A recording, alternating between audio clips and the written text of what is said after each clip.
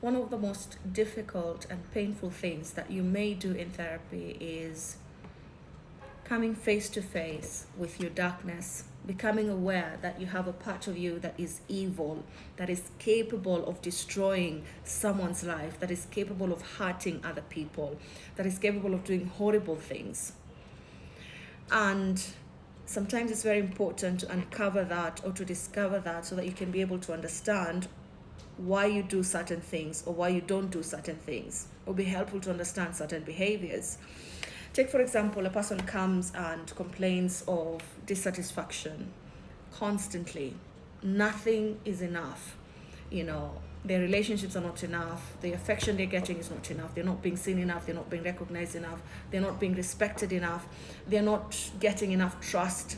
They're not getting enough power. They don't have control in the way that they want to have it. Nothing is enough for them. And so you start interrogating that, and you realize that there's actually an abundance of respect around them, and they see it. There's an abundance of recognition, there's an abundance of trust, there's an abundance of connection and closeness. There are people who actually love this person abundantly, but they're not able to see it. And now you want to come back and understand what's the motivation behind this dissatisfaction when there's so much around this person. And one of the things that you might stumble upon is just a trait of greed personality trait. They are driven by greed. They need more, they want more. And so they're driven by that. Nothing is ever going to be enough. And a lot of people who don't want to come to that realization, it's not pleasant. I mean, you really get to see just how malevolent you can be, how evil you can be, and no one wants to see that. But it is in coming to that realization, to coming to that awareness, that you're able to now understand, oh, this is why nothing is enough. And so now that you've become aware, what do you need to do?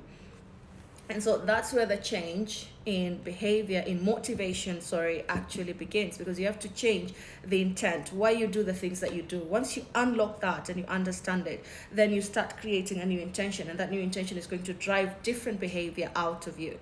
And Socrates said it very nicely, that if you're not content with, one of the ways that you can go about it is using what Socrates said.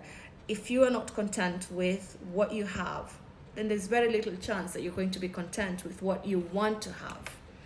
And so when it comes to finding satisfaction, finding fulfillment, finding happiness, then you want to start looking at what you have, not what you're going to have.